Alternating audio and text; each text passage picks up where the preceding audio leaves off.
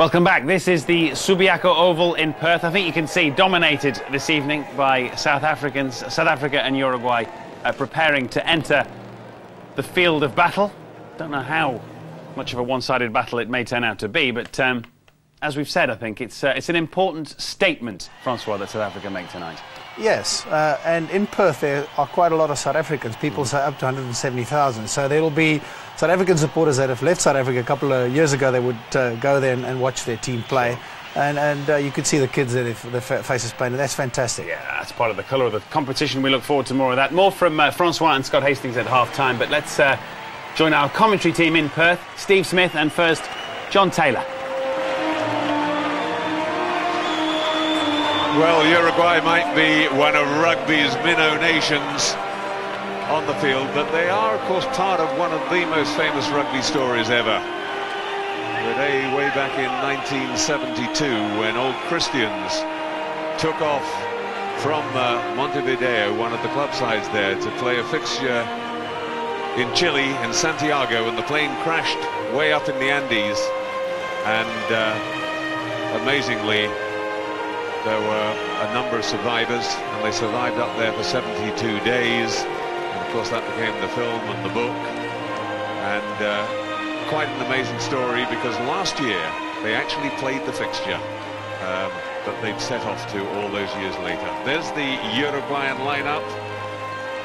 9 of the players who turned out against South Africa in 1999. And there's the South African line-out, those 2 new caps, Jacques Fourie and Dani Rousseau. And there's the captain. He's winning his 86th cap today. The rest of the team have only got 151 between them. National anthems of Uruguay and that just South shows Africa. how much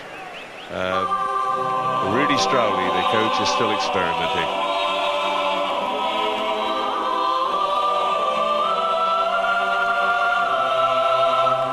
Orientales, la patria, la tumba, libertad o con gloria morir. Orientales, la patria, la tumba, libertad o con gloria morir. Es el voto que el alma pronuncia y que heroicos sabremos morir. Es el voto que el alma pronuncia y que heroicos sabremos cumplir. Que sabremos cumplir.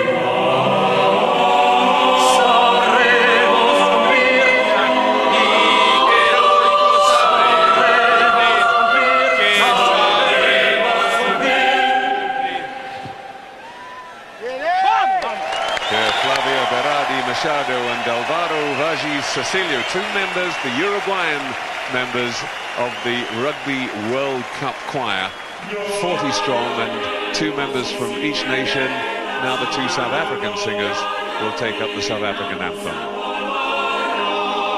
Così si geleli Africa, malumala misu ponoroyo, izoi mitana zoyetu.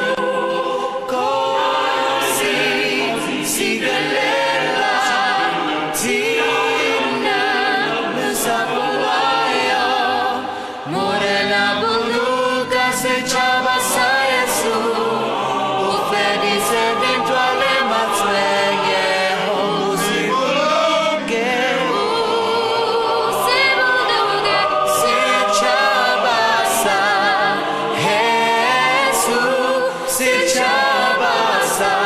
South Africa, South Africa, e di lofa non sei ma e di te fa non si vuoi insieme verdes van die kransen aan voorgie sounds the call to come together and united we shall stand.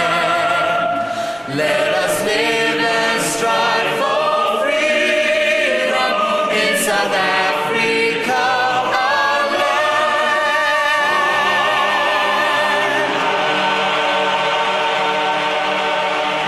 Joan Cupido and Emmanuel Motsubatsi leading the now multilingual South African national anthem.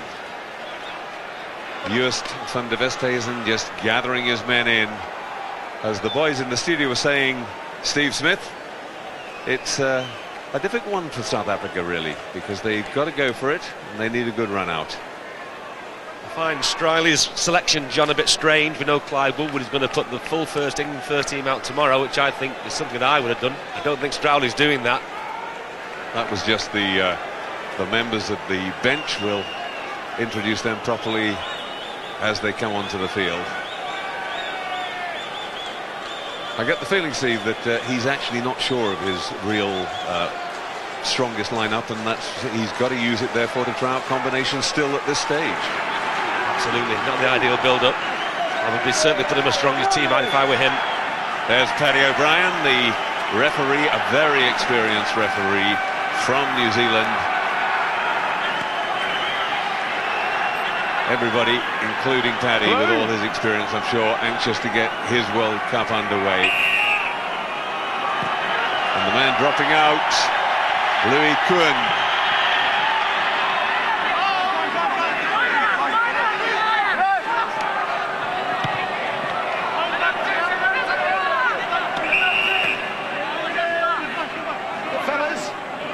Back go the Uruguayans. The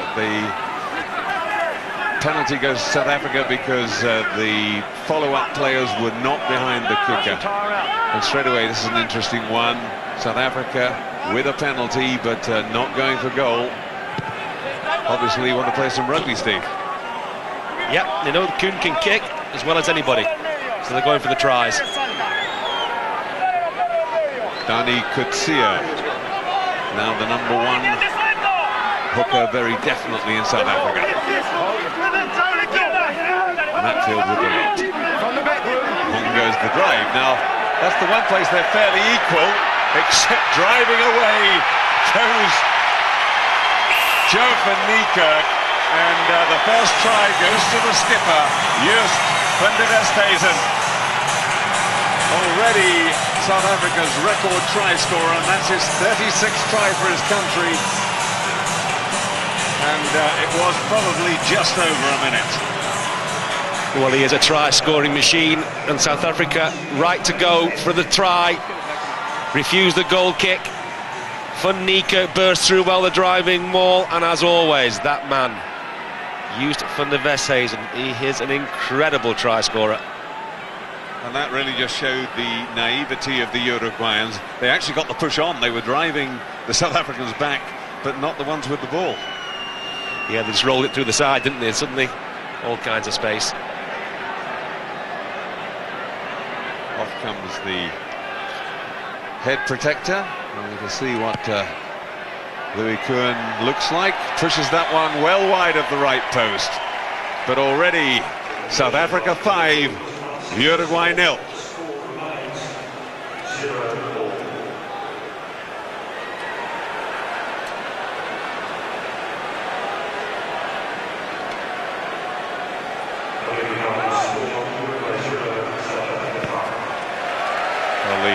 Public address announcer worrying me for a moment. I think he thought that was a penalty and announced it was still 0-0. But 5-0 it is. South Africa running from deep in their own 22, finding a hole straight away. No problems at all for Jacques Toury, the new cap. Nice little run early on to get him into the play. Taken up by Kutsia. Kuhn pushes it wide. Little chip through from Devet Barry. Now a little chip and chase, this time from Ibarra.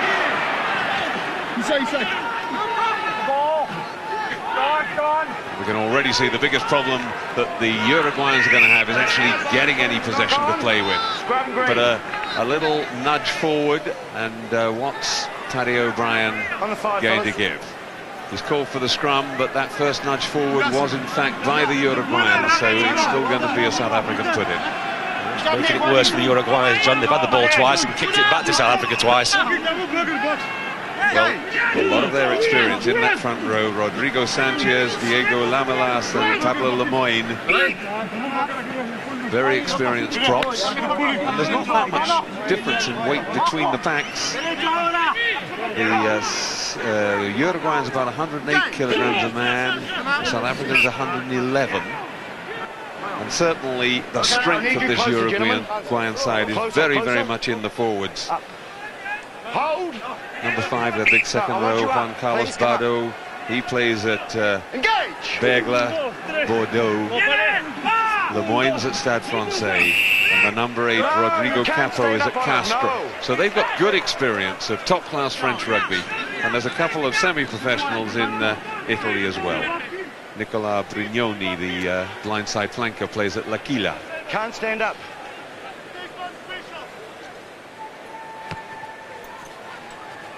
Please don't stand up. And Kuhn pushes South Africa down midway into the Uruguayan half. And O'Brien just telling Lemoyne he must stay down in the scrum. That's what the penalty was for. Good lead from Victor Matfield again. And you feel that the Uruguayan captain Diego Aguirre is going to have to do a lot of tackling in the centre. It's the little pop-up pass from Nika, figuring large, and again it's Van der Westhuizen, I think, again. Everything opened up. Again, the man who made the first big dent was Van Niekerk, and again the man who finished it off, Just Van der Westhuizen. I used to think Gareth Edwards could score a few tries till I saw this guy play. Just never stops. One sniff of that try line. Great support play from him.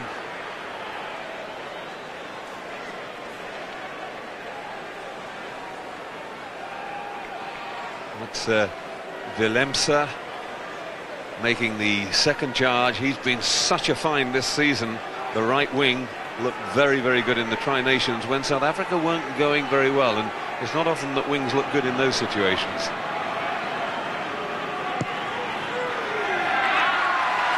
This time Kuhn's on target.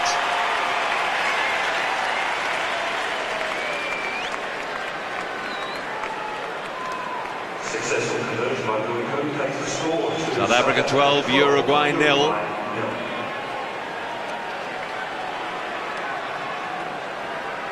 And certainly, as Steve Smith, you were saying earlier, the one thing they don't want to do is kick it back. And when they get it, they need to just try and hold on to it, don't they?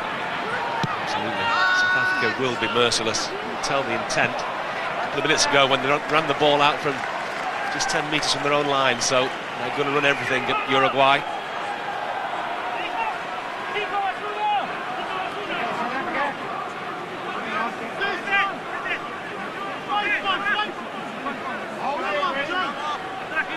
Diego Lamelas with the throw, plays for the Alumni Club in Buenos Aires.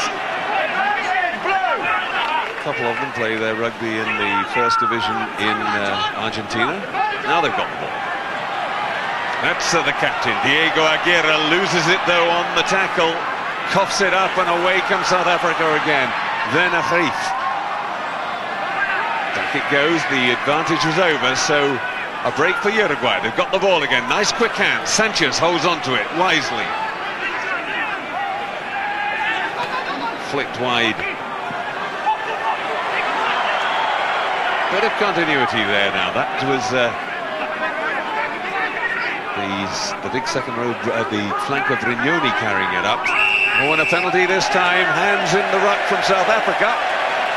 Now, Aguirre has a good boot on him, but I wonder whether he fancies his chances from what must be all of about 53 metres. Defender there, Richard Bands, the man who scored a sensational try against New Zealand from 45 metres. There he is. You don't often find a prop wanting to go that far. And what is Diego Aguirre going to do? He's going to go for touch. Left footer. Uruguay's best bit of play, John. That's how they want to play it. Keep the ball in the hand. Have a go at the South Africans.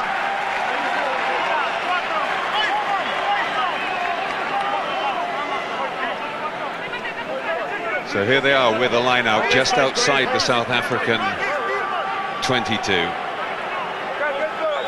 Lamilas, very, very short for a hooker, 5'7", but he is 15 stone 10.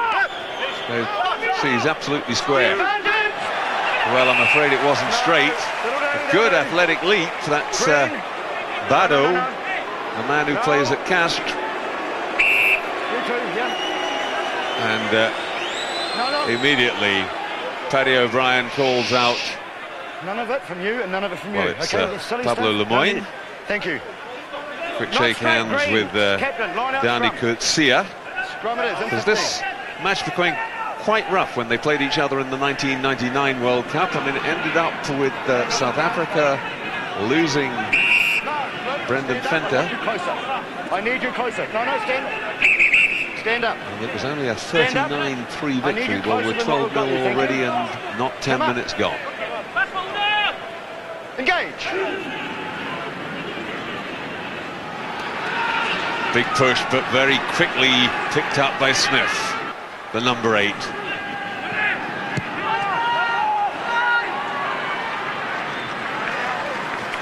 Good touch. South Africa have actually got this absolutely massive back row, Steve. Van Niekerk is the smallest at 6'4". Then you've got the new cap, Rousseau, who's 6'6", and Joan Smith, who's 6'5". They've opted in the line-out. You're right about the scrummaging though, John. That last scrum, Uruguay, they really put the squeeze on there.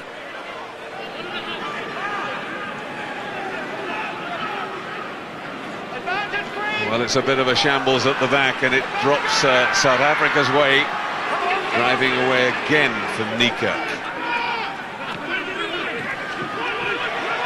Good tackling that time in the centre. They were taking no dummies. Roll away, stay here. Chipped through by Van der Westhuizen. Oh, and on the bounce, he just gets there. That was Emiliano Ibarra. Once again, Willemse providing the pressure. He was there too. Willemse right on the ball. He also scored a terrific try against the All Blacks. He's there in his first season debut against Scotland in the pre-Tri Nations internationals.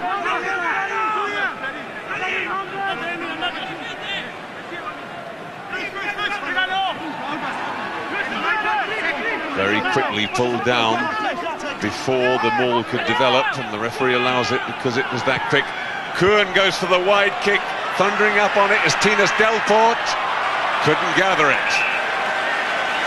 Well done, you've got to say, to the little fullback. It's only his 6th cap, Pastore. Please just confirm to me. I think he saw him off. I need to know whether it's a 22 or a 5 for the scrum. Thank you. Thank you.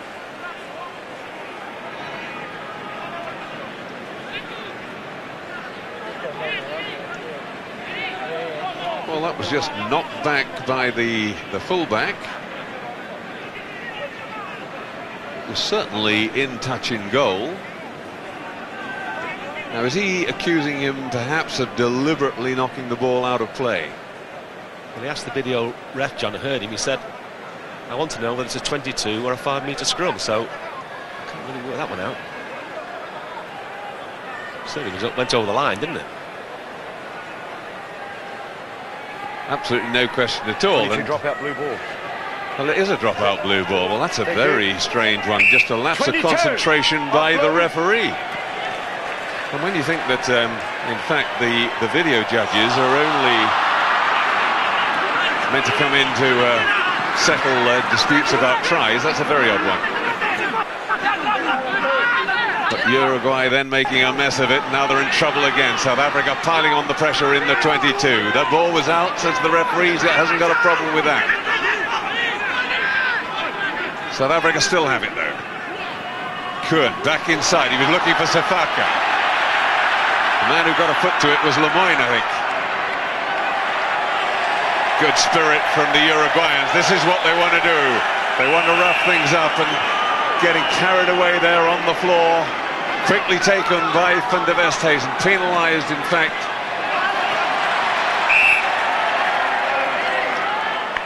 No advantage, green scrum. That'll do.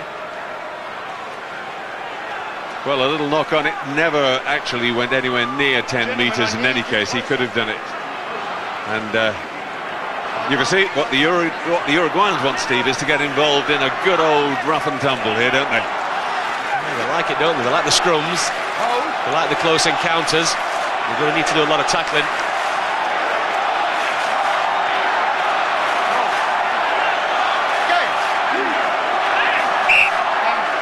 In goes the hit. I'm actually surprised that these Rugby World Cup referees are allowing them to hit like that from that distance, Steve. I thought they'd be very cautious in the early stages in particular. And you can see there that Rodrigo Sanchez, because they came in from fully a metre apart, actually just getting it slightly wrong and immediately has shoulder problems. The days of the 5-metre charge into each other are well over, John, aren't they? Nowadays it's a crouch, engage, going gently. It's a good old thump, that one.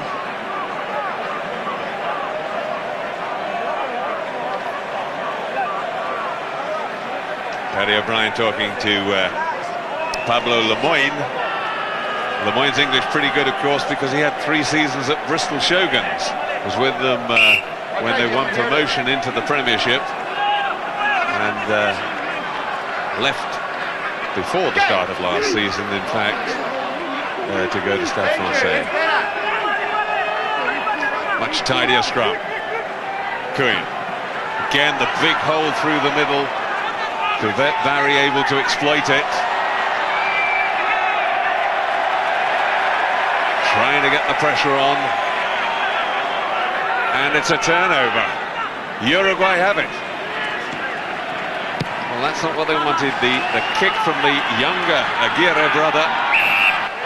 A mark.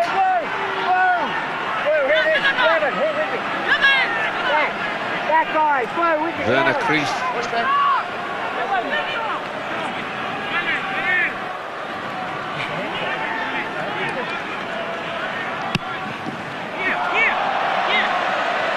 Well, that came off the outside of the boot. I feel as though Uruguay just come into this game again now. The 2 early tries they gave away, thought it would be a landslide. I thought Scott Hastings' prediction of over 140 points was going to come true, but Uruguay looking far better now. Their problem seems to be in midfield defence. If they can get into a good old-fashioned forward battle, they look as if they can hold their own for a while at least. Well, the throw going astray. They've got line-out problems as well, but with that massive line-out, who's surprised? They've also got huge problems in bringing down Joe Van Dijk. Tinus Delport.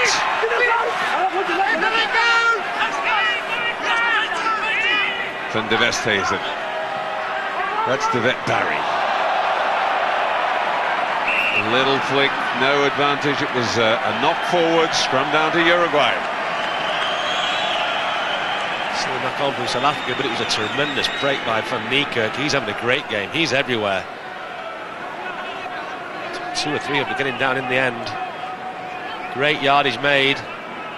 Wasted opportunity.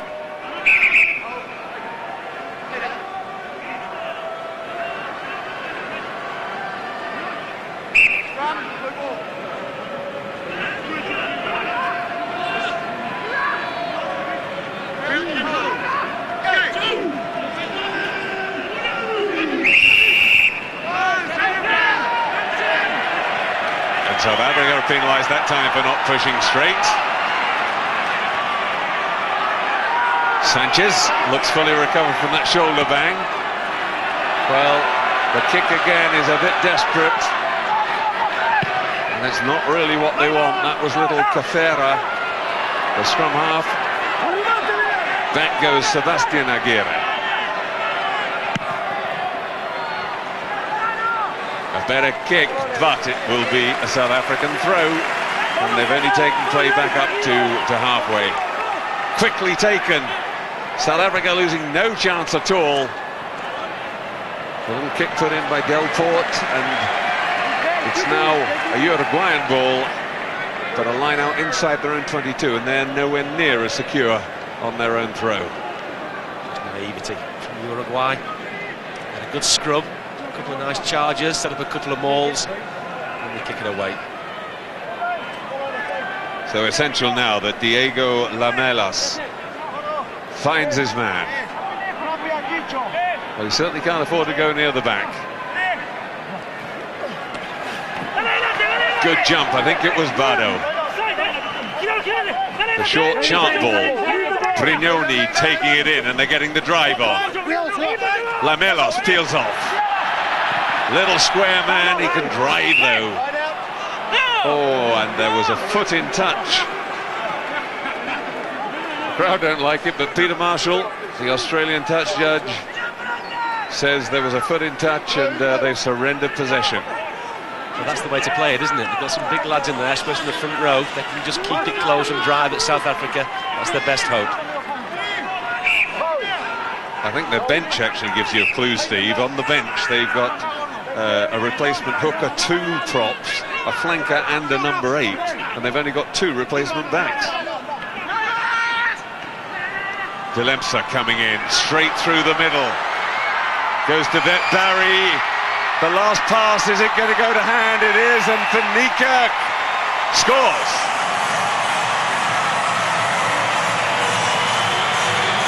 That was made and finished by the back row. Terrific support. Van Niekerk having a tremendous game. The break through the middle, this is what Uruguay really can't afford to do. They must make those tackles, otherwise they're in big trouble. Taken on by Rosso. Looks inside to his fellow back rower, who can clean split to him. Has been a fantastic night so far. Van Niekerk, the man who was taken straight from the under-21 side into the senior side without even playing a provincial game. So South Africa 19, Uruguay 0, 3 tries so far, 2 conversions to Louis Couin.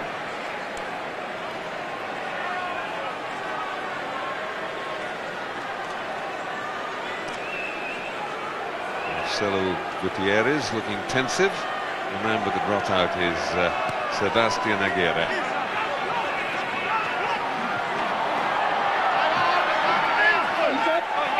Knock on the second time, the first touch went backwards.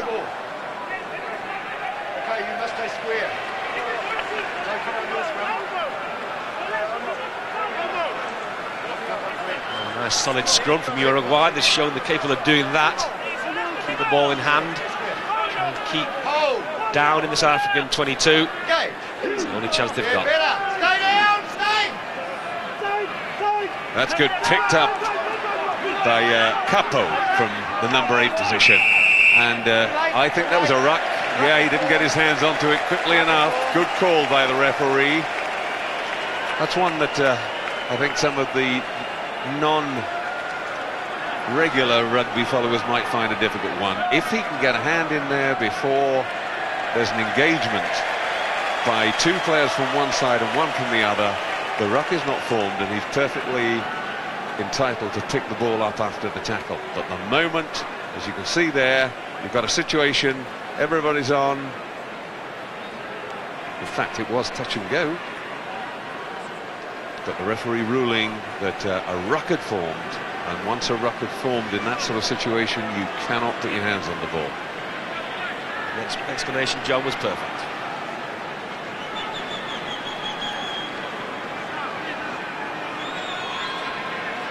Diego Aguirre then with a chance to post some points for Uruguay. Captain, 29-year-old. Smack on target, and the cheers are bigger than for anything we've seen so far in the match. Crowd love it. Uruguay have points on the board. It's South Africa 19, Uruguay 3. Yeah, they deserve that.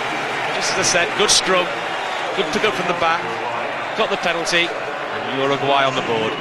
Well done to them.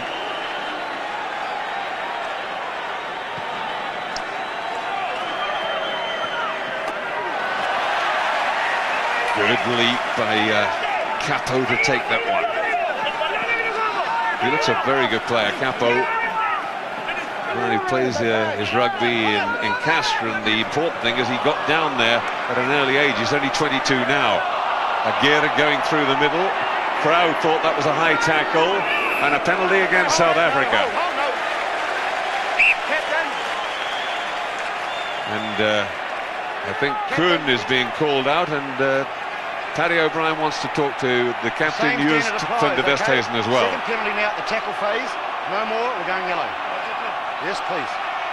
That's good refereeing, John. What he's saying is, it's twice South Africa have killed it. Next time there'll be a yellow card. They've got to referee, break down very strictly. Paddy O'Brien's going to do that. Next time it'll be a yellow card. And Diego Aguirre, a lot of the crowd had that sort of sharp intake of breath that comes when they think there's been a high tackle, and certainly Aguirre seemed to have a few problems there and was getting... We've got a point as well, it was a bit high, and then Paddy O'Brien spoke for choice.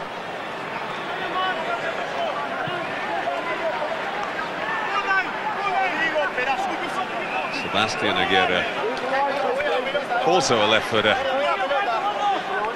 taking the kick to touch, and because it was a penalty kick and not a free kick, the line-out throw goes to the side that kicked it into touch. Another good take. This time it was Alzueta.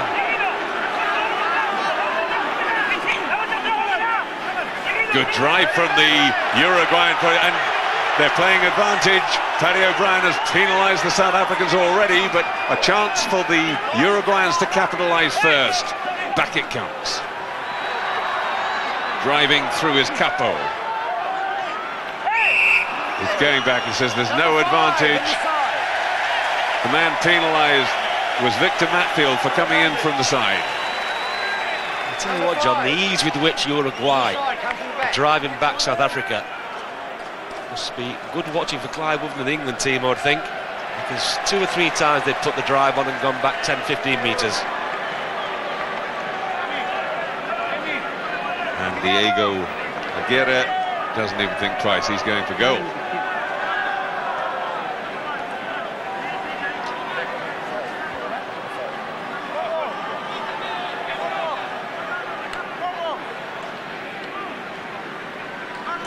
Very sharp bit of refereeing there by Paddy O'Brien, just making him take the ball out to the 5-metre line as he tried to steal just a metre or two to make the angle easier.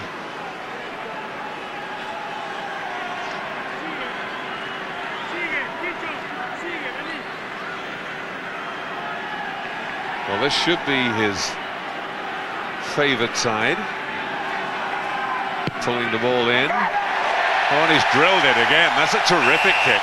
He's got a boot on him, that's for sure. The crowd love it, don't they? They're cheering the underdog. They've done well, they deserved it. Scrummaging well, driving through the mauls well. Well worth 6 points. 19-6, South Africa lead.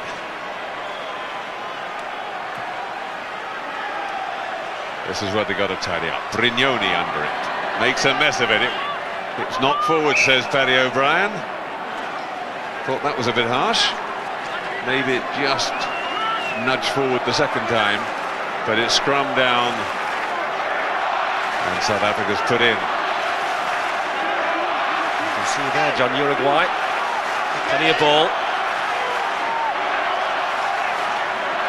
A little reverse feed, the chip through, and there's a big hole there. Who's going to get there first? 22. Paddy O'Brien doesn't go to the video referee this time, makes the decision himself. Quite right, he's right on the spot, Paddy O'Brien. He'll get a better view than anybody. And Tinus Delport, the South African winger, still down behind the Uruguayan line. But play continuing because he's not affecting it. Van de Westhuizen. Vernegeeth. Up goes the high one.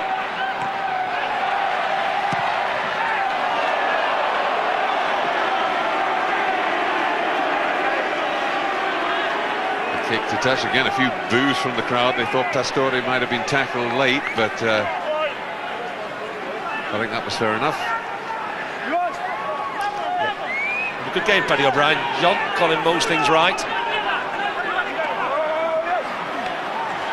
The feed straight back to Coetzee sets the line moving.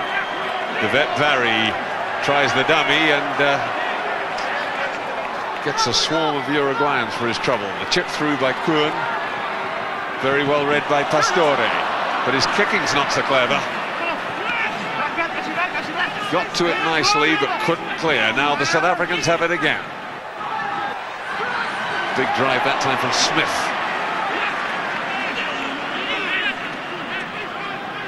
Kuhn spins it wide. Matfield back inside to Sefaka. Now South Africa showing some patience in the build-up here. In comes Priest. Oh, and there's the little flick wide, and over goes number 4. Back is Botha.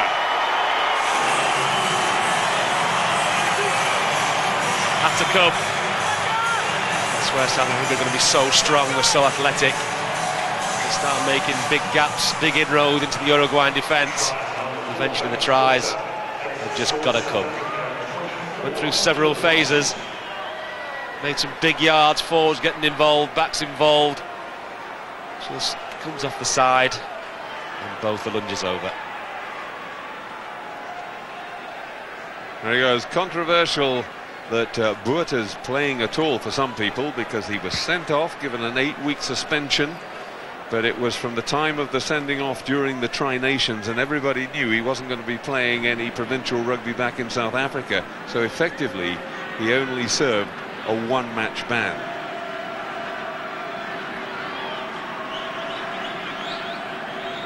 Kuhn, who was going through a golden kicking streak earlier in the summer, but he's rather lost it. At the end of the Tri-Nations, he was missing a few, and he's continued in that vein.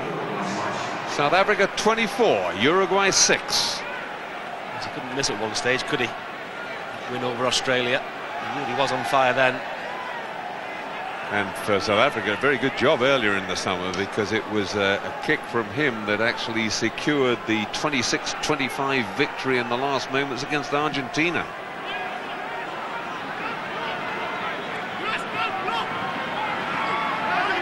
Oh, and coughed up on the contact.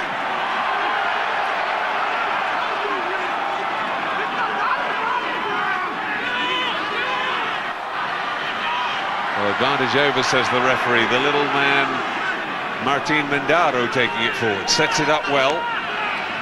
That is Ibarra.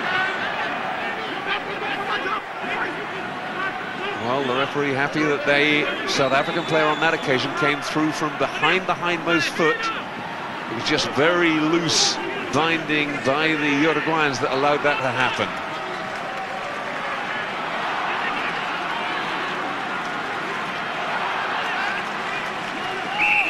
Little nudge forward there by Sanchez.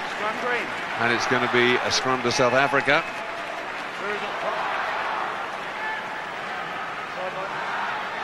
Build up for the big game next week. I've got to say, the England camp will be looking down at the South Africans and thinking any fear at all about how they're trying to play this. I'm not so sure it's a good barometer really, Steve, because I think they are playing it fast and loose, but I take your point that perhaps what they ought to be doing is making sure that they get those tight basics right, because they're going to need them certainly against England. Absolutely. Game to prepare, you've got to make sure you do it well. That's what England will try and do tomorrow. Richard Bands in the spot of bother. Now he's certainly a first choice player. They don't want him. He's really in many ways been the find of the season, I think. That terrific try against New Zealand, and has played all 7 games in the lead up to the World Cup, but I think just a bang, he seems absolutely fine. You don't want to prop as a bad back, is it? Seemed to be the area.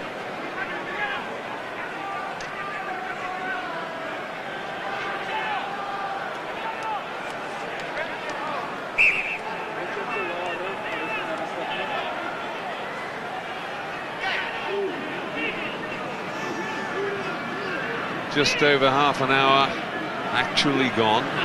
That clock you see in your screen is stopped with the injuries, so it should be pretty correct when we get to the 40 minutes. Penalty South Africa, Uruguay going over the top. They won't be too concerned about that in that sort of area. Kuhn going for touch, finds a good one. South Africa start to open it out and use their backs. That's the penalty for diving over. Got to stay on your feet. Yeah, I don't think that was deliberate. It was one of those where everything collapsed just in front of him. But he can't afford to do that in this area of the field, or he might find himself in the sin bin. Look again, South Africa finding it so easy to get the ball outside. Tinus Delport over in the corner. Just fast movement of the ball. And bringing the full back into the line. It was too easy, wasn't it, Steve? Yeah, that's what we really want to see from South Africans. See them get it out wide and see what they can do. They've got plenty of pace outside, we know that. It was a straightforward miss-out move. Then the full back in. And Delport's got an easy job. Nice try, that.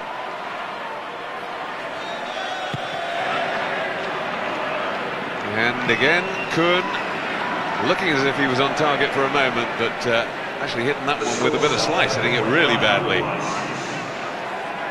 So, South Africa 29, Uruguay 6.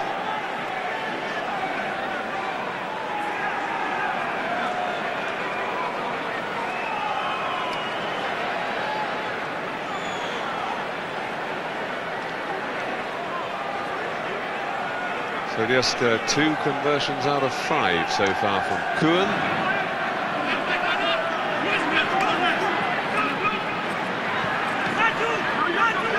Good first up tackle, that's important. Make them come at you again. The wraparound from Kuhn and Van der Westhuizen.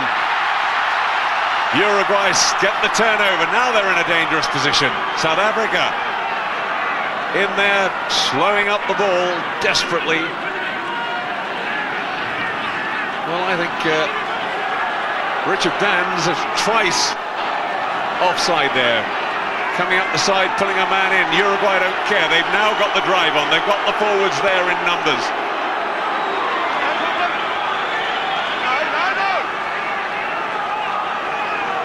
Again, it's coming slowly at the wrong moment. So they try and set it up again. The little scrum half, Gafera, desperately telling his forwards to come round and get in the back so that they can maul it again. That one looks more promising. Are they going to go through the middle? They certainly don't fancy their chances, I think, of getting through by taking it out. But Aguirre, the captain, does. Lays it back. And a little nudge forward at the vital moment. What a pity. They couldn't quite get the ball set as they wanted. Gafera, he didn't want to touch it, did he? All he kept doing was getting his forwards to come in and set it up. Eventually he did touch it, he knocked it on.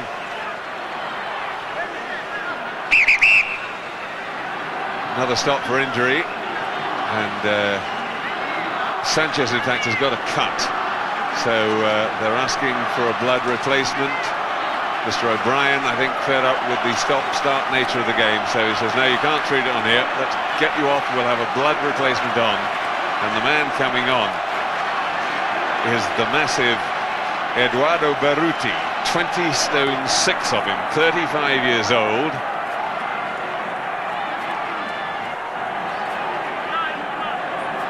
So if anybody thought they might have a little respite, they can forget it. Absolutely. Just what you want, isn't it, with about 5 minutes ago. Sanchez is only 15 stone 10. and that has replaced him, 20 stone 6.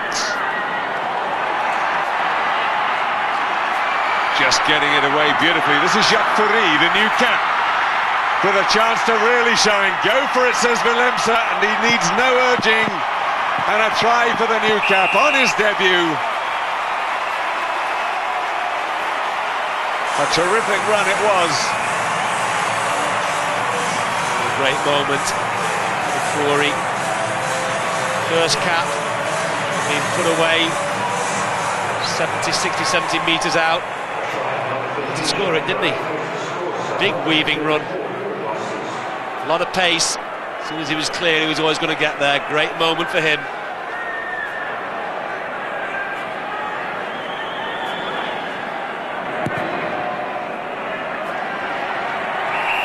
And Kuhn this time goes for the drop kick and succeeds.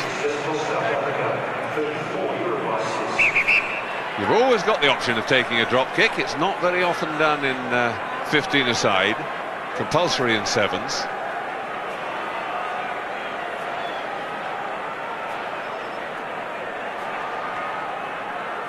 And Sanchez has been patched up, and he's back on the field. Poor old 20-stone props had one scrum, looked up, saw a 70-metre try being scored, and then come off.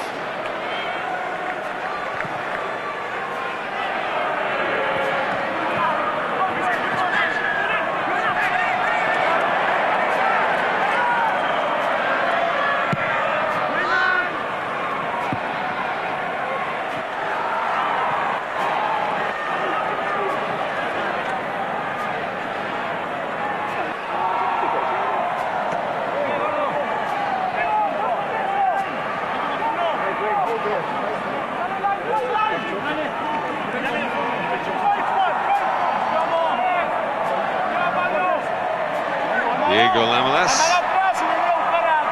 got a very young son, just a few weeks old. Good jump that time from Alzueta. Now some support in midfield. Mindaro taking it out. Well, I'm not so sure it was meant to be a missed pass, but it worked. For the benefit of the doubt, shall we? Dodgy, don't they, when they start to try and pass it down the line? Looks like a heavy medicine ball going down the line, doesn't it? Yes, you don't feel that they've got too much faith in their ability to pierce this back division. South African back division, very quick and very big. Little knock forward there, spotted by O'Brien, by Gutierrez.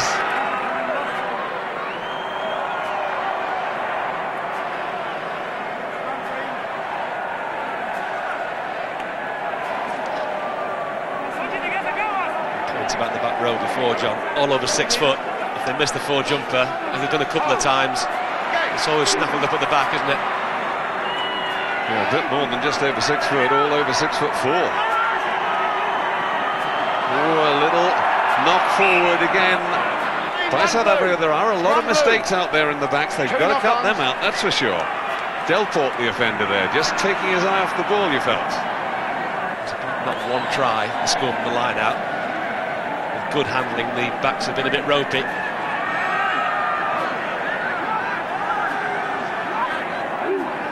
Delport, who played for Gloucester last season, more a fullback than a winger, and a penalty. And that was Lawrence Sefaka being penalised for not binding properly.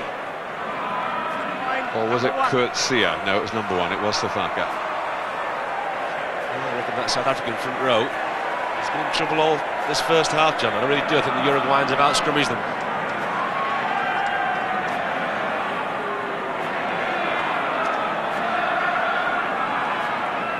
That's Diego Aguirre. You know you're talking about one of the lesser nations, one of the minnows these days, when you look at your notes and you see down that he's got an occupation other than professional rugby player. A graphic designer. Took over the captaincy after the last World Cup from the present coach, Diego Ormachia. who had this amazing career for Uruguay, played international rugby for them for 22 years, until he was 40.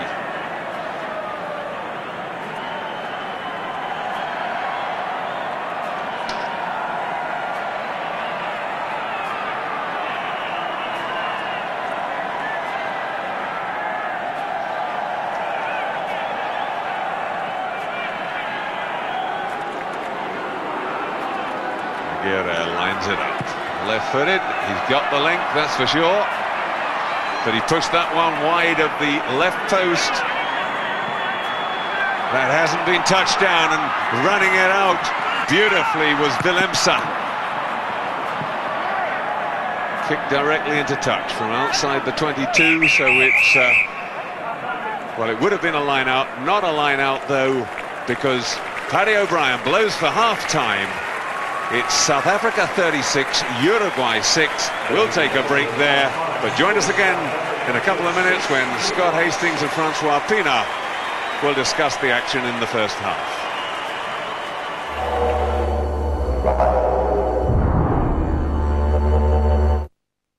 36-6 at half-time in Perth. Meanwhile, you can see highlights of all today's action in our roundup show, 4 p.m. on ITV1, just after 7 o'clock here on ITV2, and 9 p.m.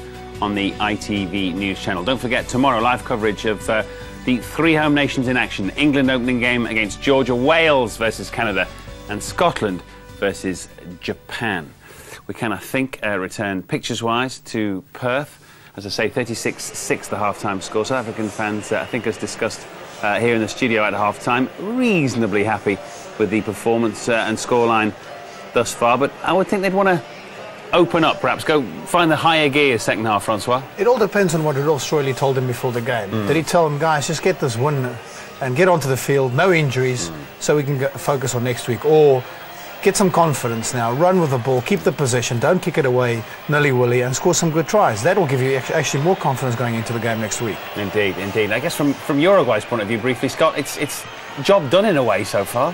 Yeah, their match is going to be about, against, Georgia in a couple of weeks' time, but they're just going to have to keep the score down. Diego Aguirre, the captain, you can see he's lacking pace there in the centre. Sure. Their power is up front, and that's where they're going to try and take the game now. OK, we will see what happens this second half. Let's rejoin our commentators, Steve Smith and John Taylor. Well, Steve, back on the field, it's difficult to really sort of picture the second half. My feeling is that South Africa actually need a good workout. I go back to England playing against France in that pre-World Cup match when the guys hadn't played together as a unit for quite a long time, and they made an awful lot of mistakes. And it's sometimes in a match like this more difficult to just get the pace up and work under pressure because you're not under pressure. Sure, no matter how hard you train, these guys train long hours. When you play a game, match situation, everything changes. What they should have done with this game, I think, with South Africa, put their main team out, go through all the drills, make sure the handling's been really sharp. I don't think we've seen a lot of that.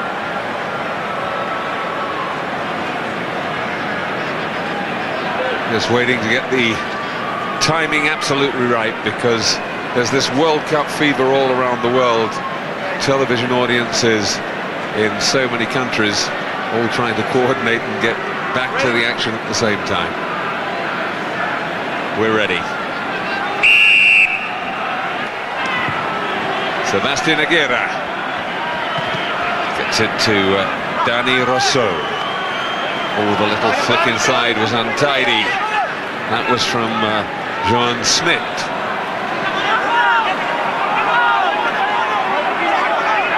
Mindaro sets it up in the middle, but the South African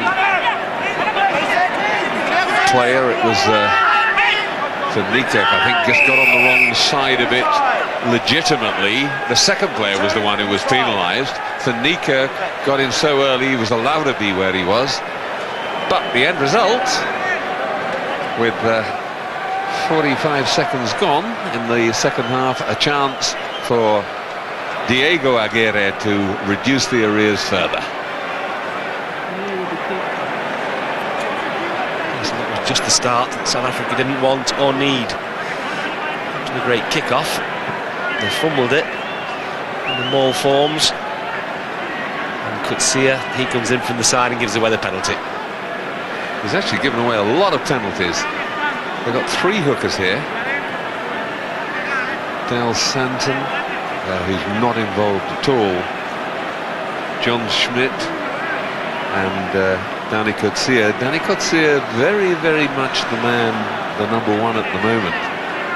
But I think they'll be a little worried about the number of penalties he's giving away at the moment. It doesn't matter in this game, it certainly will next week. There's only Wilkinson lurking around the corner.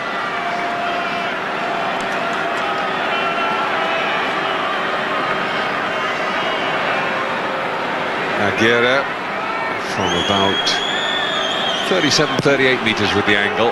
Fires it, but fires it left of the posts. Disappointed with himself. Good.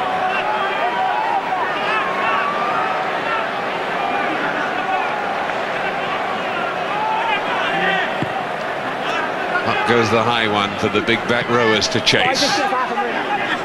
Knocked back beautifully. And South Africa have regained possession from the dropout. Pumped high by Kuhn. Nicely taken by Pastore. He set it up well as well. A little chip. But you'd like to see the Uruguayan backs have a bit of a go, wouldn't you? You would, John. I don't think they've got a great deal of ability out there, and I think they realise that. Every time it's gone down the line, it's not looked very smooth. What I am surprised about is in situations like that, we haven't seen the South African back line have a go more.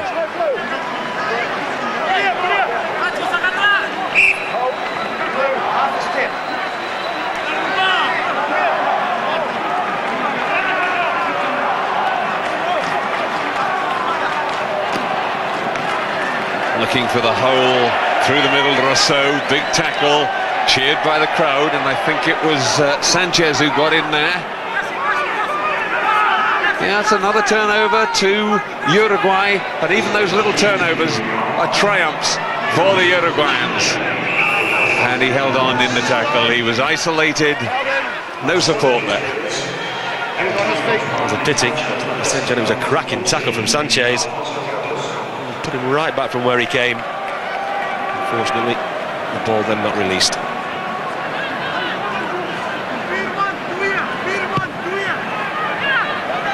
Poor kick from Kuhn. Well, a little chip and chase straight away from Cardozo, not the thing to do. Really should have run there and looked for support. Kuhn now with a chance to put it wide. Well, very well taken in the end by Greif. Juggled with it, but held on. In the end, though, the attack runs out of steam. They're forced to kick.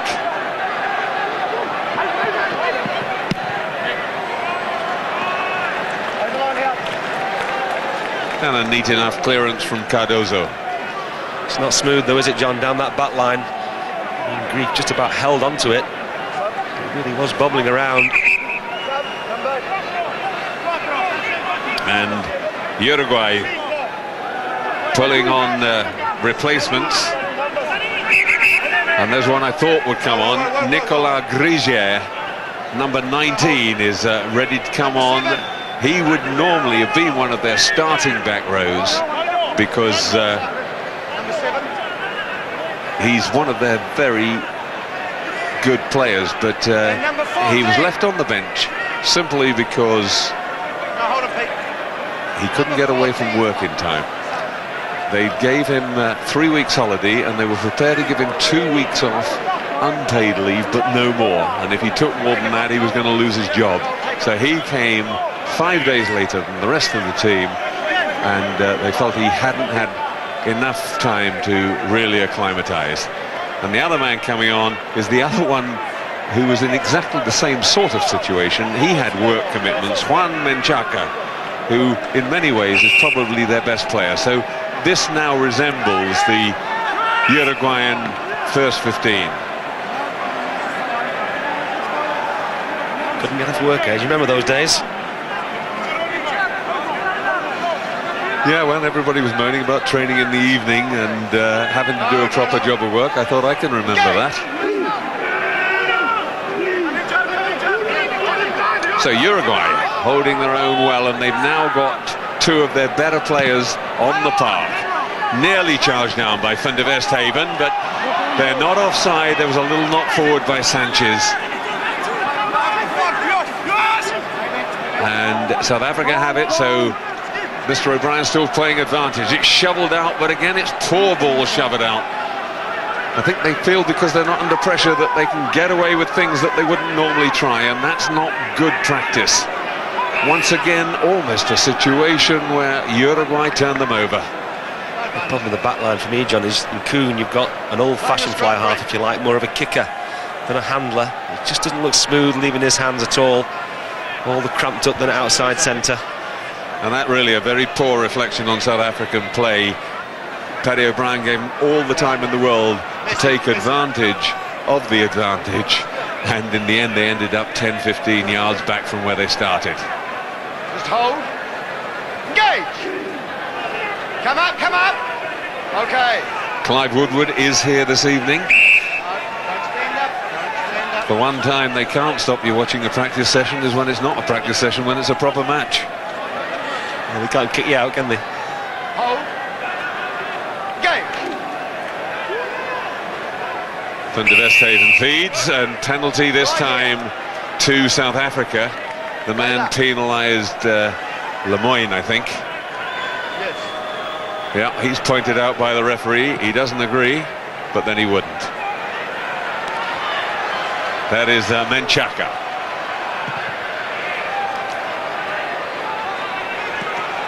Finds a good touch and chases well to try and stop the quick throw in.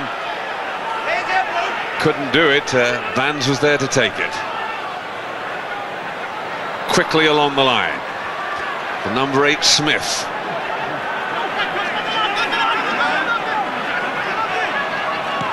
Chipped through by Van der Westhaven. Well done, Uruguay, except they didn't have a scrum half there. They protected it well. Still all right, says the referee. Well, great work. I think it was the hooker, Lamelas, who tied it up in the end. South Africa have come out in the second half, and I think they've started terribly. 7 minutes gone, nearly 8 minutes. It really has been awful. Yeah, little Diego Lamelas. Played all the matches in the 1999 World Cup as well. He's enjoying himself. I think they will, Steve, as you say, with nearly 10 minutes gone in the second half, and no addition to the score, they'll consider that a bit of a result. Very flat pass from Van der Westhaven, but allowed. De Vet Barry going through the middle. Van der Westhaven there again. A little reverse pass from Victor Matfield. Oh, and this is Willemse. Willemse. Yes, he got him into touch. Well done. Good tackle. Great effort from little Yoki Pastore. It was a terrific tackle. He was flying into the corner. He's not slow, he's no slouch. And Pastore just comes out of nowhere. Had to make it, did make it. Well done. Great effort, because Willemse is a very difficult man to stop, as teams much, much better than Uruguay have found. O'Brien is saying you've got to play. If you don't quickly take the line out, they'll find themselves getting penalised. But here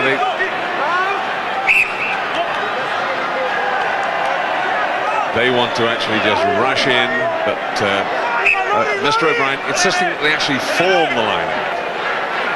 Oh, and they've lost it now. It's always going to happen. And suddenly away goes Van Niekerk again, driving on. Can he get over? Well, I think he had a second go there, but he's laid it back at the vital moment. Smith has a charge, the number 8. That was Coetzee. Now they've got to go wide. Coming in was Greif. Good defence from Uruguay, and I think they've stolen the ball. Great work from Uruguay. A turnover in that situation, fantastic, and Aguirre completes the clearance, and the crowd really get behind the minnows. Terrific play, the crowd loving it. But Clive Bluntford's not unhappy either.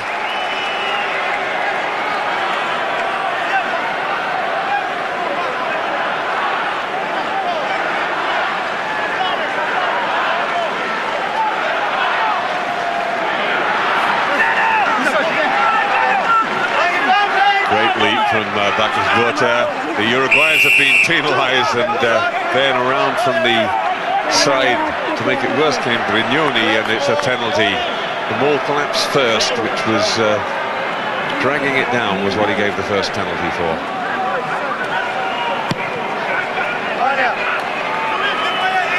The ball, again, where you've got people from both sides involved, and the ball held in hand, at least two people from one side and one from the other. In that case, a lot more. And what you're not allowed to do once it has been formed into a ball is the defending side is not allowed to drag it down. Oh, and a quick take, and in goes Richard Bands, his second try, not as spectacular as the first, but again showing that he's got a very quick acceleration when he needs it. Richard Bands scoring the first try of the second half for South Africa. And that explosive acceleration for a prop. Of course, this is the one area where Uruguay really have struggled in the line out. Handling onto it, he takes some stopping, doesn't he? Bit of an outside swerve there as well, very impressive.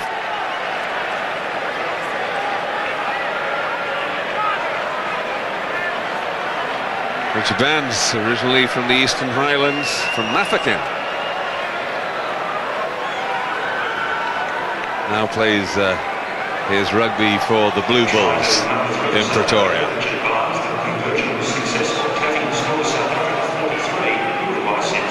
So it took a bit longer than we might have expected. Here we are, 53rd minute, but it's South Africa 43, Uruguay 6.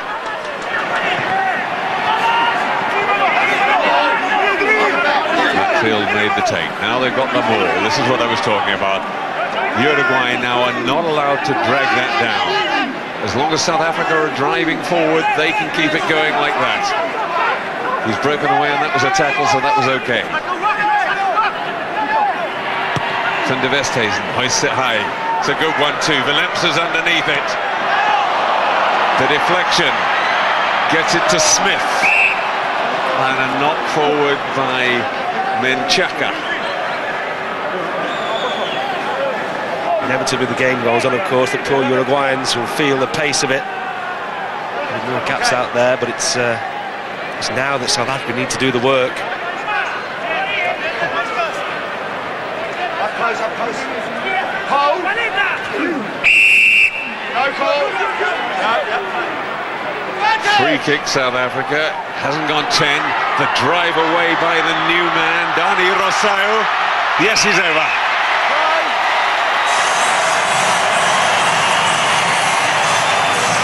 You might have had calls a few years ago about that perhaps being a second movement.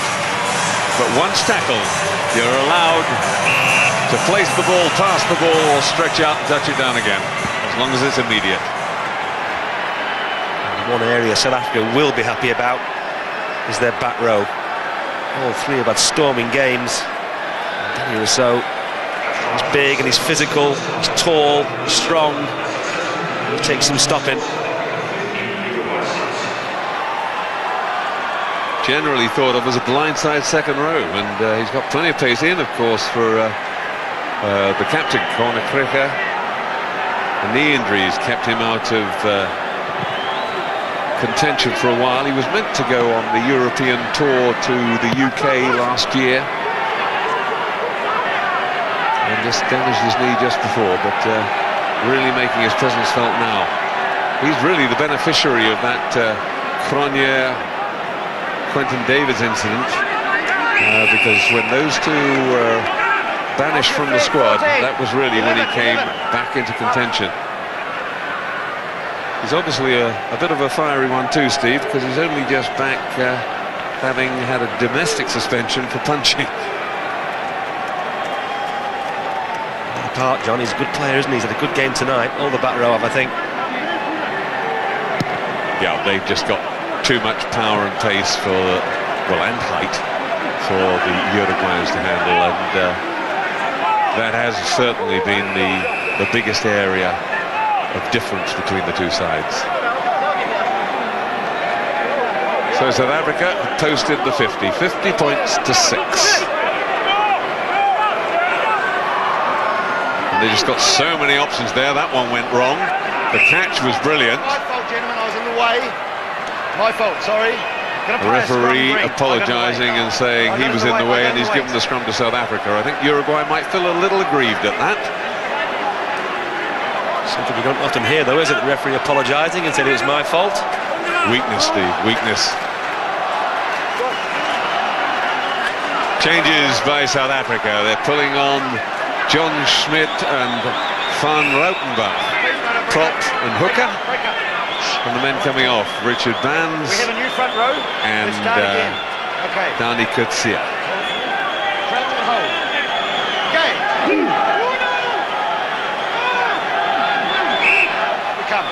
That time the referee not blaming anybody for the scrum going down. So often happens when you get replacements. That first scrum.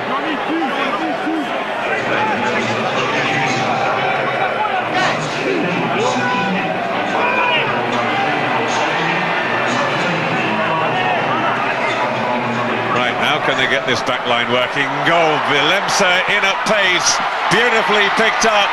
Oh, and a forward pass at the end, though, from Werner Grief. He really should have held on, just panicked. All he had to do was hold on, and the support would have been there. Willemse, he looks good, he looks sharp. He's been the one threat. Nice handling, come off his wing. It's a lovely break here. And all they've got to do now is finish it. In the end, the final pass, look, two of them queuing up. All he's got to do is pass it out, and it's a try. It sums up their night, really. Now, can Uruguay escape? Ooh, the pass was wicked. The last thing you want is to have to leap high in the air with two Springboks tearing at you. But I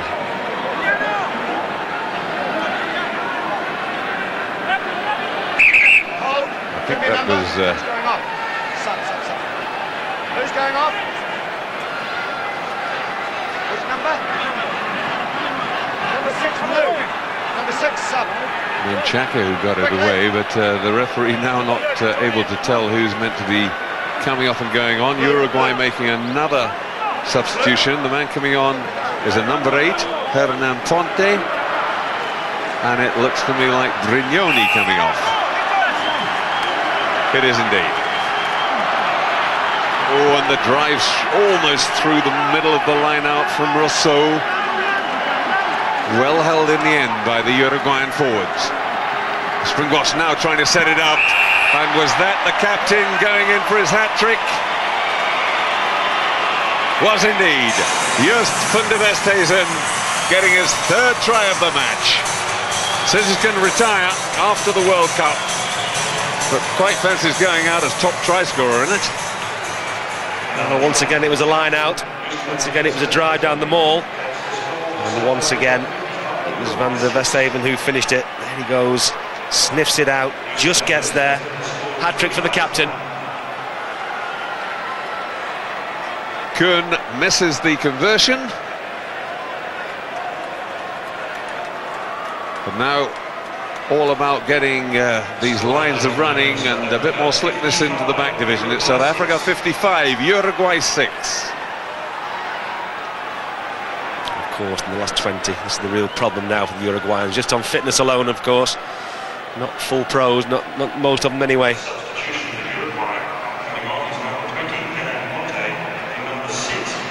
No, a very long way from it.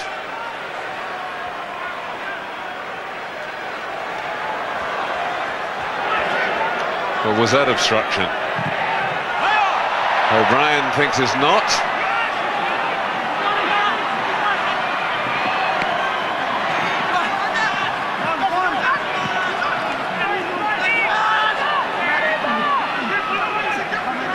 tackler now just being told to get away, having made the tackle, so that the ball can be given to the support player.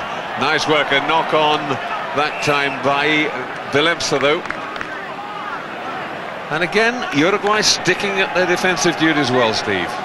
South Africa are trying to play the rugby, they're trying to get it flowing, they just don't seem to be able to do it. The last pass, the little knock on, just ain't going for them, is it? And the interesting thing is, I think you put your finger right on it, that Kuhn seems to me to be very much an old-fashioned style fly-off. He doesn't look happy at really conducting the big passing movements. Would be great for you in a defensive game where kicking dominates, but I get the feeling that the tide has turned. This season we've seen a lot more scores. Defence won the last World Cup. I think attack's going to win this one. Couldn't agree more with you, John. South Africans gone back to an old-fashioned way of playing, if you like. It's the way they've always played it, to be fair, but you know, they had to change, they had to get with it. The rest of teams playing really good attacking rugby. Well, they've taken off the skipper and the fly half, and we got a new 9 and 10. On come Neil de Kock and Derek Hugard. Hugard, this sensational young player, gets a chance. Only 20 years old, his first cap.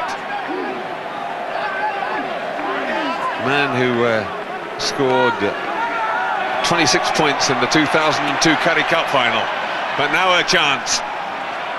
Quick ball wanted for Uruguay. 2 charges. Again, trying to get people in and carry on rolling it forward.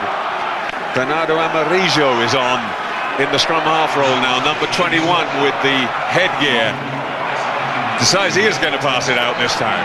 They don't really want to. They get it wide, but a poor effort by Ibarra took his eye off it. Menchaca sprinting back, gets there first, holds it up. Now the trouble is, if Uruguay get hold of the ball now, have they got enough numbers back to actually be able to clear their lines? Well, they've done well. And Diego Aguirre decides to give it a go. They cough it up. Vilemsa running it back at them.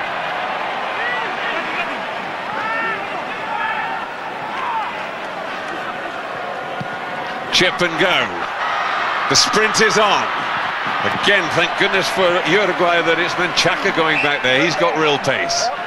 And it's going to be a 5-metre scrum because he carried it back over his own try line before touching down. And South Africa will have the put in. Menchaca, he saved 2 certain tries there. It's a real lung burst of the first one, sprinting some 50-60 metres. Saved that. And got up and saved another one.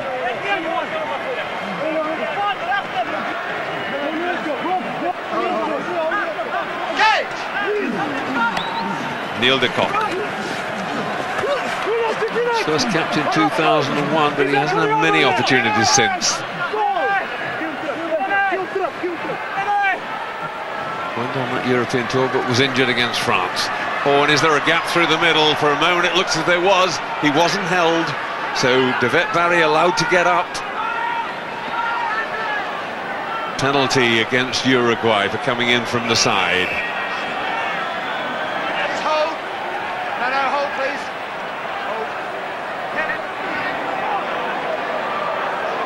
And now Mr. O'Brien calling out Diego Aguirre, the captain, and I'm sure he's going to warn them about killing the ball. Wants to have a word because he's going to say that we're going to have people in the bin, I'm sure. Stage of the game now, they want the ball, that tackle. Sorry. It's a tackle. Yes. They want quick ball. So I need your players to not come in the side or kill or yellow. Okay. Yeah, exactly that, John. In the side. He's saying to the skipper quite rightly, don't go in the side, don't kill it, otherwise there'll be a sin bin. Penalty in front of the post, just 5 metres out.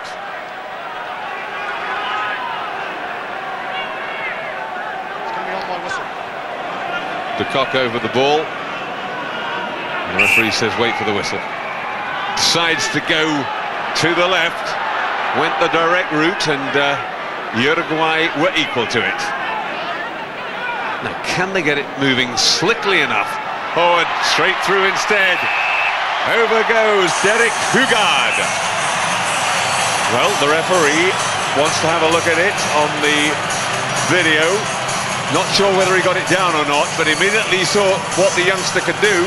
A little stop and go. Yes, it was slick. Seen before with an impact he's had this season. There he goes, he knows where the try line is. Now, does he get it down?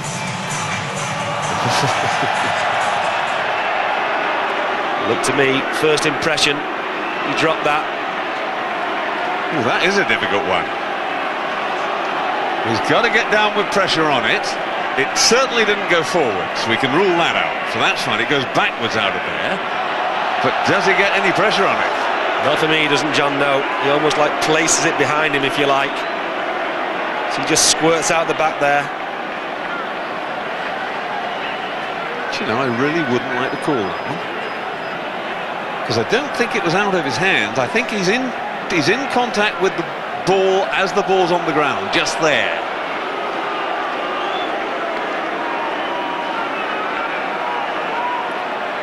If it had gone forwards, definitely no try. But as it's gone backwards, it's all legal, providing he got any pressure on at all. There we're seeing it, that's what he's wrestling with too. That's right, that's a freeze frame right there. He's almost got his own hand underneath it, scooping it backwards.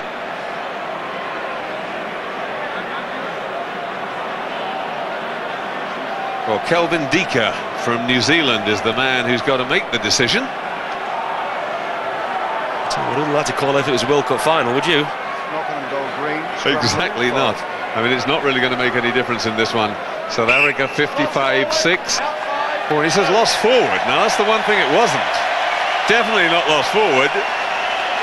But you called it right, Steve. No downward pressure, says the referee. How he gets forward out of this, though, I shall never know. No, it actually went backwards, didn't it? No. Reset the scrum. So it becomes a 5-metre scrum, and Uruguay have the put in. Will we see the great escape all over again?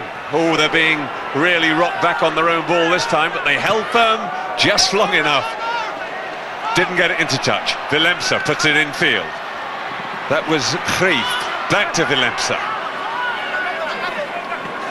Oh, little fumble forward. No, says the referee.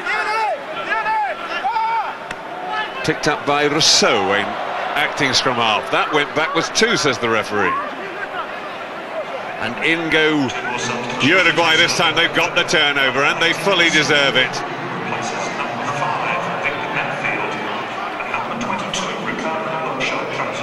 Get it wide. In goes the kick. It wasn't a very clever one. Straight to Werner Krief. He gets it across to Willemse. Now this guy can really go if he sees a bit of space. He can cut holes. Terrific tackle by the replacement scrum half.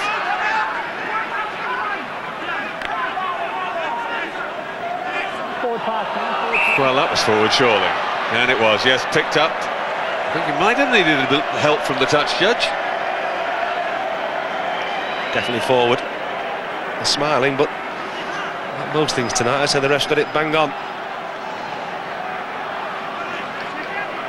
Divet Daddy.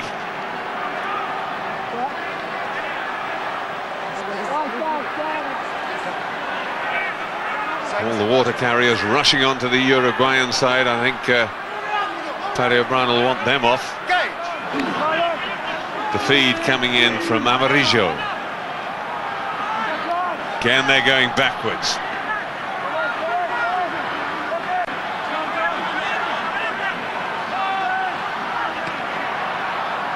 Oh, well, he popped it up, but he popped it up straight for one of the Springboks.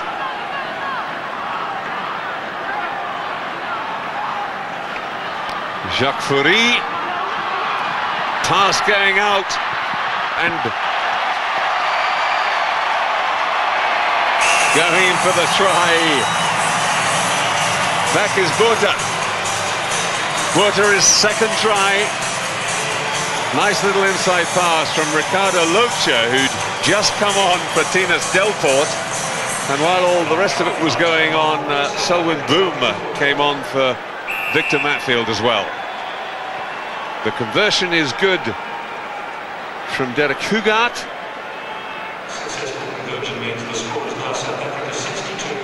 And the score moves out to 62-6 for South Africa.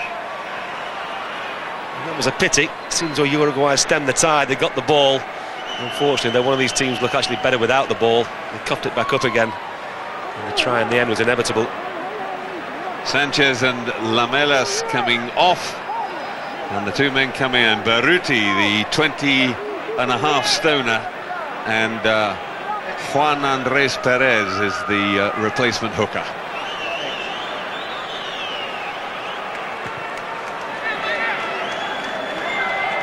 You get the feeling they're always going to go for the long dropout, just to make sure that South Africa have to come a long way back.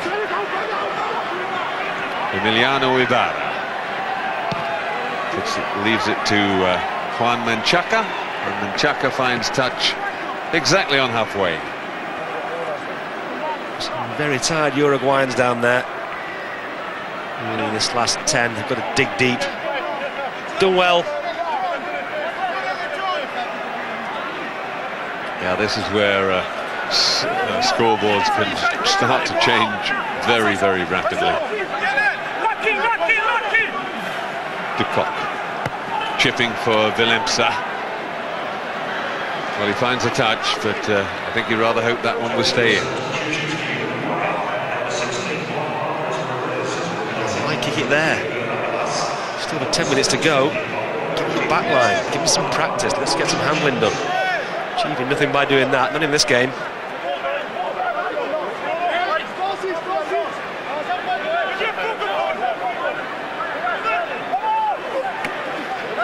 That's a very good take by Bado under pressure.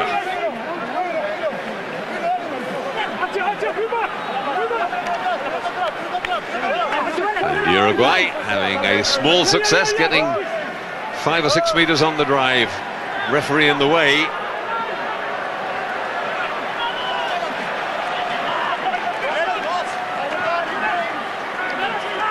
Knocked forward. Again, Paddy O'Brien actually a bit guilty there of being in the wrong place. That was picked up, he says, before it hit the ground, so no knock on. It was a knock on that time, though, and Uruguay had recovered possession.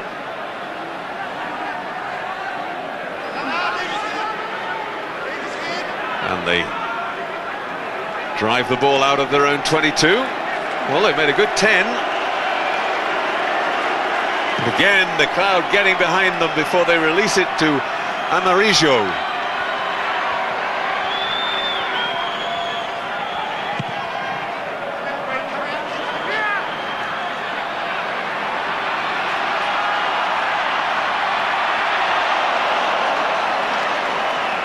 Good drive in. Uruguay still in control of the ball. Can they hold on? Amarillo. Aguirre. Well, he almost got through on the dummy and didn't think he had. Again, good driving from the big forwards. And he came in from the side. This is an advantage against Uruguay. They didn't want to know. They knew they could do more in making 10 meters. That went backwards too, says Mr. O'Brien. Up to the 22. Good driving work from Bado.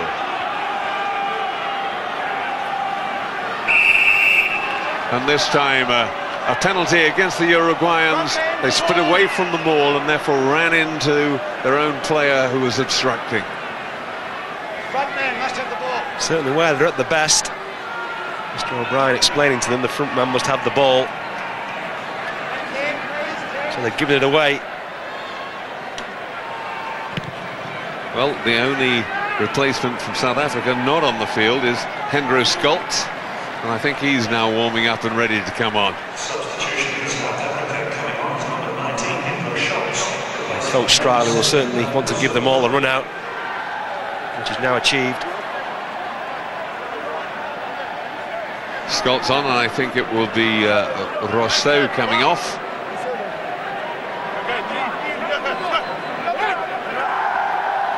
Scott's only 6'1½". Knocked forward, and the Uruguayans couldn't pick it up, but it'll be a scrum down to Uruguay. I'm going to say, John, the South African handling has been so poor, hasn't it? It has, and they've not even had the nous to tighten it all up, slow it down and get themselves moving, which I'm sure if I'd been coaching them, that's what I'd have wanted them to do. Now the crowd really getting behind the underdogs, but another little nudge forward has ruined that chance, and Paddy O'Brien almost saying sorry, but the laws are the laws.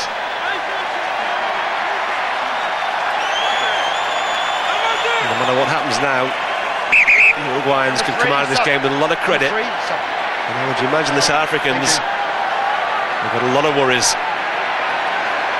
On goes the third prop. Off comes Pablo Lemoyne, and on goes Guillermo Storaci. Picked up by Smith. Now a chance for Valença. He's got such pace, but good work from Ibarra. He just got to him. Well, that certainly looked forward.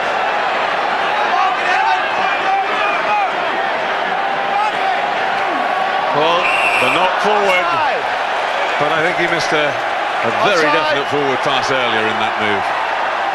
Yep, I'd agree with you there, John. Even worse than that, the touch judge. He was banging line.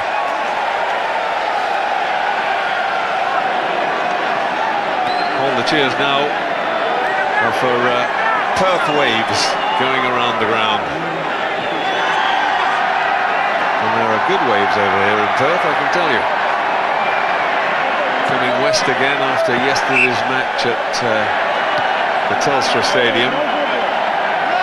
Come to the warmth. Here we are 2,000 miles west of Sydney. It's a big country.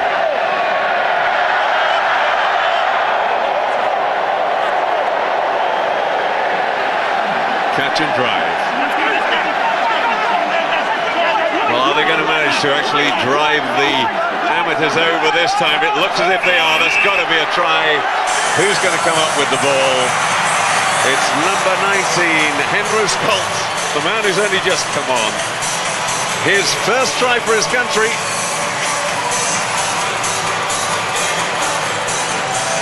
Well, they scored the try, but really I'm not quite sure what they've achieved by doing that. They know one thing, they can catch the ball in the line out, and they can do a driving maul. What I'd be doing if I was them, I was giving the back some practice. He puts out the side, it is Schultz. He's over, he'll be happy. I'm not sure the South African coach will be.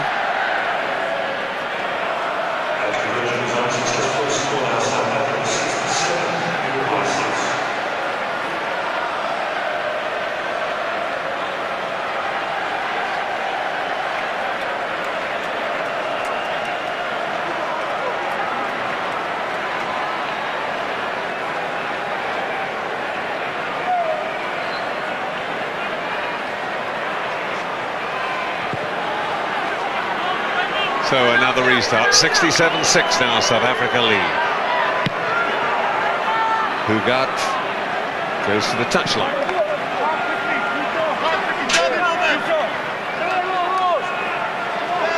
Well, still nearly 5 minutes left on the clock.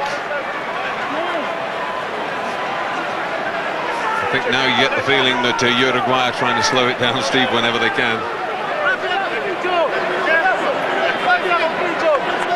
This is Perez. And again, good work from Bado. He's continued to fight really a lone battle there in the line-out. The only man who's got the sort of physique to compete with the South Africans. And a penalty to Uruguay, a man coming in from the side again. 18 offside. Selbon Boom, the man penalised. Will suit Uruguay down to the ground. Just wind the clock down now. Get the maul going, eat it up. They'll be very happy. Then Chaka puts it into touch on the South African 22. I think it's a forlorn hope, but it would be great to see a Uruguayan try. Certainly would. He wouldn't be coming from the winger though, would it? Once again, Bado is up the front, and the time throw goes to him.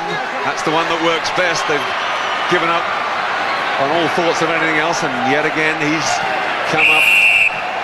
And then Go in front. Track and trailer. Again, guilty of obstruction. There was somebody riding shotgun for the ball carrier. Rodrigo Capo, the number 8 from Castra. He's given it everything as well.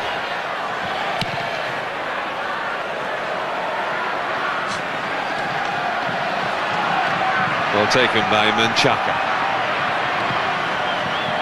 Hoists it high and is in for the chase. Safaka can't get to it.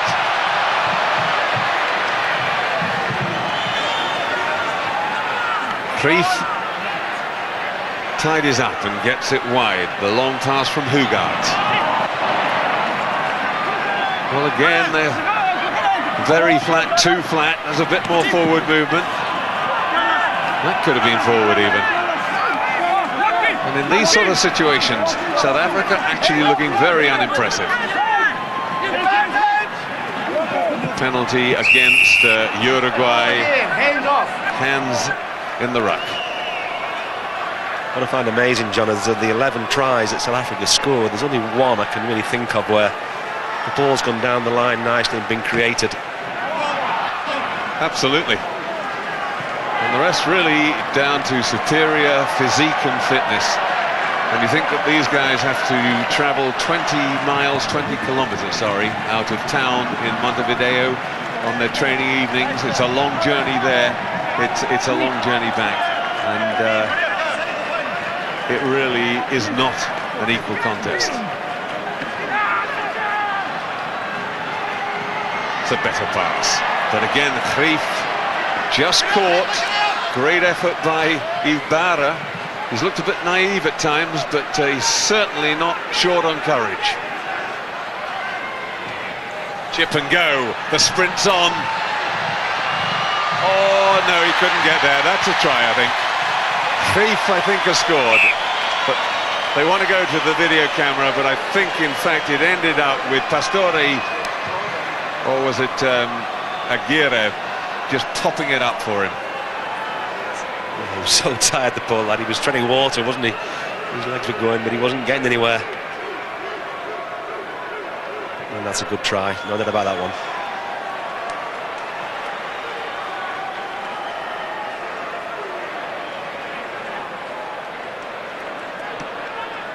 In fact, it was Sebastian Aguirre.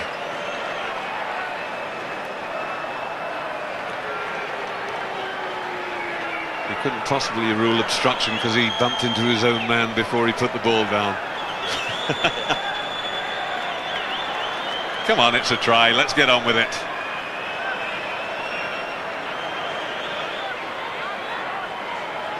Well, the only possible question mark is whether he got it down inside the dead ball line, and we've certainly seen that enough times. They really are being a bit slow with these decisions.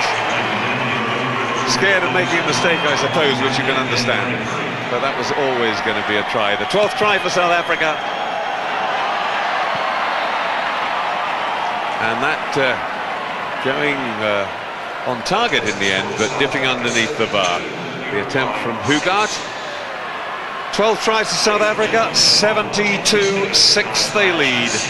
That was a chip through. Old Aguirre. Giving it all night, and right at the death, he just made the one mistake.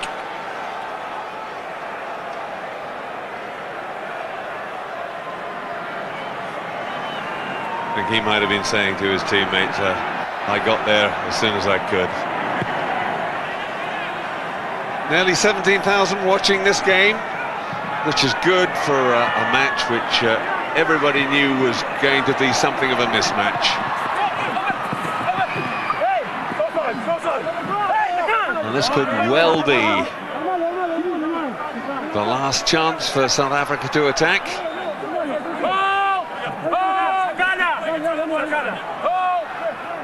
But Uruguay have come up with the ball. Aguirre hoists it high.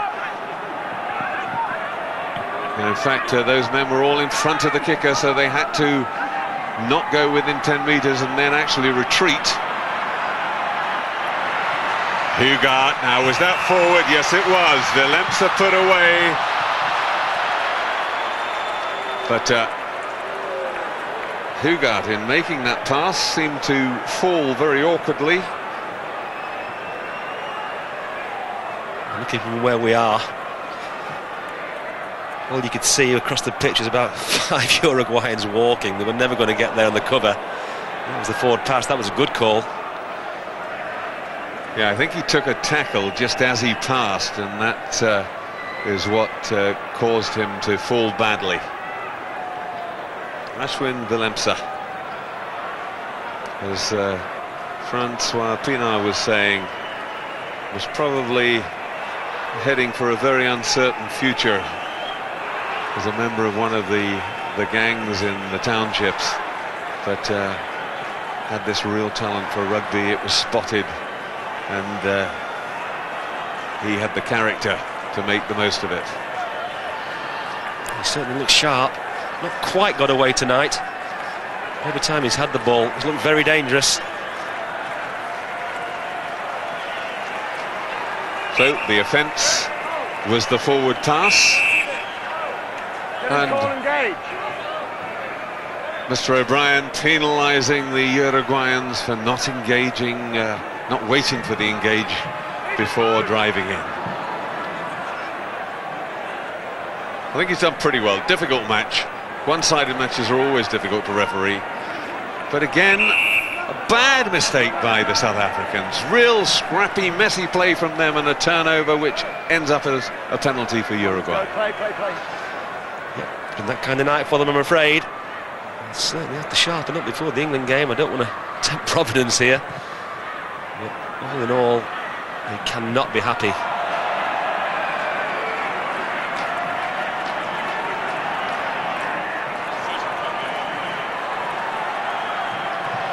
Right, this certainly a last chance for Uruguay. They're inside the South African 22.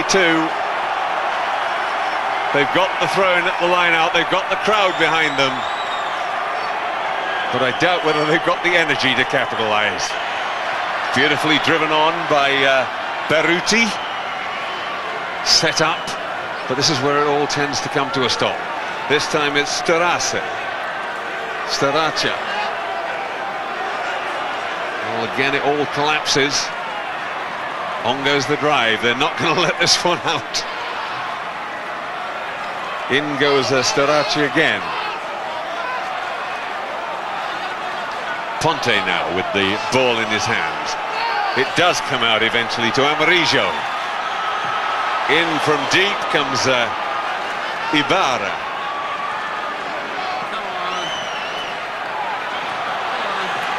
Nice little pop-up, there's half a chance here.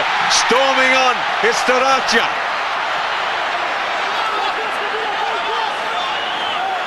Amarillo, they put it wide. The captain trying to get in there and get his hands on the ball. Still in control. They've got men over out here on the left. On goes the drive from Capo, but he's into touch. And the referee says that's enough. The end of the game. South Africa have won it 72-6. We'll take a break there, but don't go away. We'll be back in a couple of minutes.